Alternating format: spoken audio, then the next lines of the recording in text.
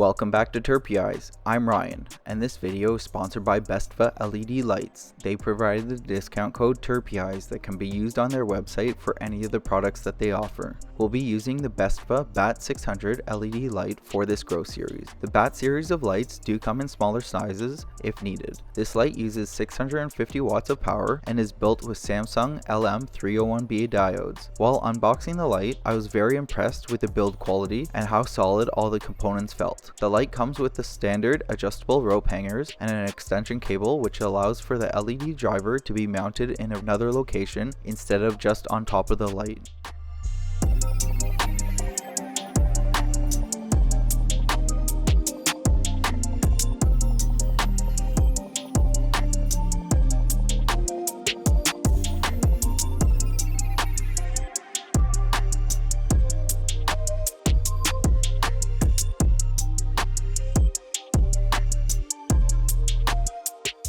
With the Bestva BAT600 LED light coming almost fully assembled out of the box, it makes it very easy to get ready to be hung into our grow space. Before mounting it in our grow space, I found it's a good idea to test the light out first before hanging it, just to confirm that all connections and functions work fully before installing it. It also allows us to see which orientation we need to hang our light in and have the driver to make it accessible in the easiest way inside the grow tent. Which brings us to what grow tent we'll be using for this series. The Bestva BAT600 LED light is advertised for a 5x5 flowering space, but I feel it's more suitable for a 4x4 space, which is what we'll be using for this series. We went with the Gorilla Grow tent, which I feel is the best quality tent on the market from the different brands that I've used so far. I also really like how the doors open compared to the more popular single door that most other tents use.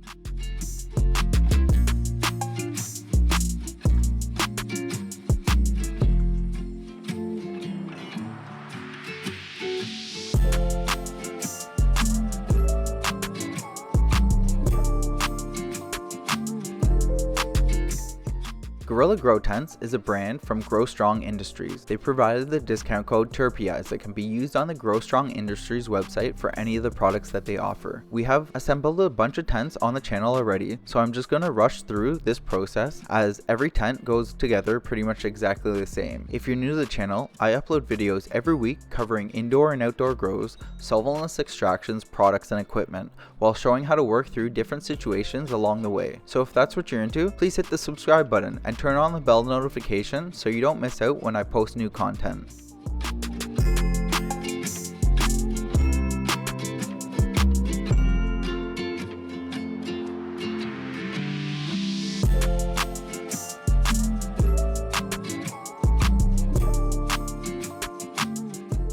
After struggling a few times with getting the top on in the right direction, we finally got the walls up and attached to it so we could zip up all the seams. It was getting a little tight in this room as I was assembling 4 different grow tents in this space, so we were quickly running out of space as the tents went up.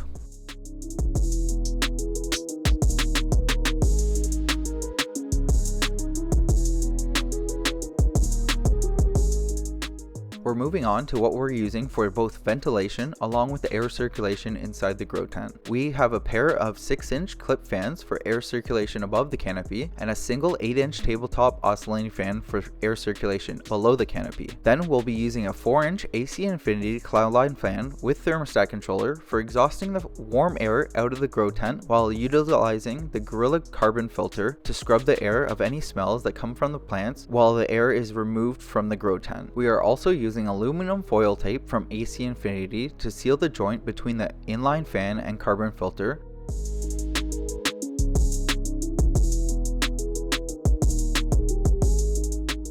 I prefer to use adjustable rope hangers when mounting the fan and filter combo in the grow tent. It makes it much easier when installing the combo by myself and adjusting it to fit in its perfect location. We are running our ducting straight out the top of the tent and just exhausting the air straight into the room the grow tent is in. For my location, this is what I have found works best for me, but I'm sure in different areas of the world you will have to change it up a bit to see what works best for you and your location. The 4-inch inline fan and filter combo is a little undersized for a 4x4 grow tent with the 600 watt light, but we'll just have to see if it is enough to keep up with everything along the way. If anything, we can always swap to a 6-inch fan and filter combo later on in the grow if it's not keeping up.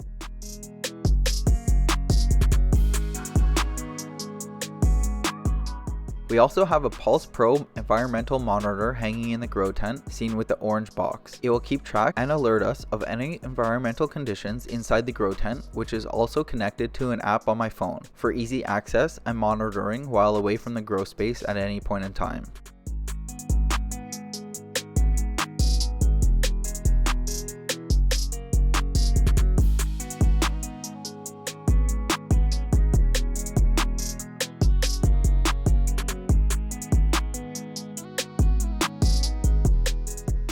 With the setup fully done of all the grow equipment we'll be using for the series, we can start our tomato seeds for this grow. These are regular photoperiod tomato seeds from the breeder Thug Bug, and the strain is Meet the Afghan, which is a cross between Meat Breath and Oregon Afghan. For the germination process, all we're doing is filling a shot glass with distilled water. Tap water can also be used for this process, and all we're doing is just placing the seeds in the shot glass. I found any seed that sinks to the bottom immediately is usually no good, so be sure to make note of that. All we did next was place the shot glass with our seeds in a cool, dark location for 48 to 36 hours to let them soak in the water, and then we had germinated seeds that are ready to be placed into our growing. We are using Promix HP as our growing medium for this series, which is a peat-based medium and has perlite and mycorrhizal in it. This growing medium has always provided a good environmental condition for our roots to develop in, while allowing it to dry out quick enough to ensure no overwatering happens. Promix HP contains zero nutrient value in it, so we have to provide any nutrients the plants will need to grow. It can be used with both bottled nutrients or organic dried nutrients. It's really up to your growing style and what you want to use. We are using bottled nutrients for this series and starting to grow off in 3.5 inch by 3.5 inch thin wall pots, which is the perfect size pot to start our seedlings in for the first 20-ish days of growth.